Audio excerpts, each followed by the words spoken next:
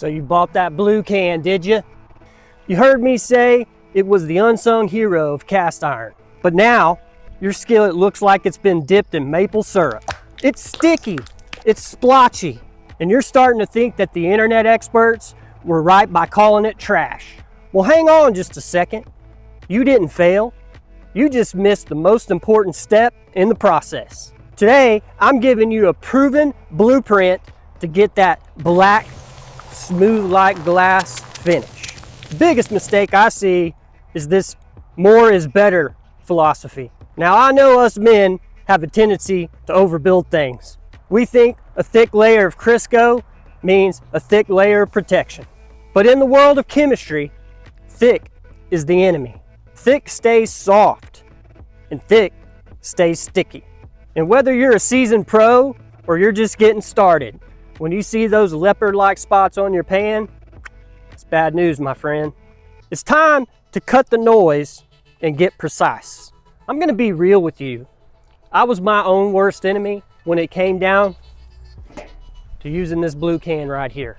I was out here thinking I was doing my iron a favor by putting this thing on thick. And you know what I got? I got those ugly leopard spots every single time.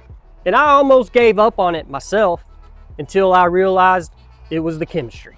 Here is the secret strategy I had to learn the hard way. And I want you to think back on the classics for this one. Remember Karate Kid, when you had Danielson outside of that yellow car? Mr. Miyagi comes up to him and says, "Wax on, wax off," right? Well, he didn't tell him to put it on like your grandpa's shaving cream. It was just that simple, wax on, wax off. And that's exactly how we're gonna treat this iron. If you want results that last, you need a system that works. Well, step one, you wanna warm the iron. Put your clean, dry skillet in the oven for about 15 to 20 minutes at 200 degrees. This opens up the pores in the iron so it can adhere that seasoning for the next step. Step two, apply the Crisco. Using a lint-free cloth or a paper towel, you want to rub a thin layer of Crisco on the bottom of your skillet and the bottom, top, side, the whole thing. But you want a microscopic layer, not a thick one. If it looks shiny or wet, it's going to become too thick and it's going to get sticky. Step four, the bake. You want to place the skillet upside down around 300 degrees for about 15 minutes. And then after that, you're going to pull it out and you're going to wipe off any of the excess. You just want to make sure she's, nice and dry.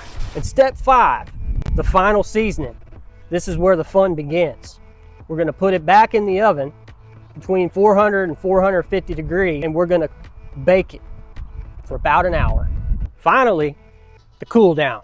Turn the oven off and let the skillet completely cool down inside the oven. This slow cooling helps the seasoning bond to the pan. And look at that.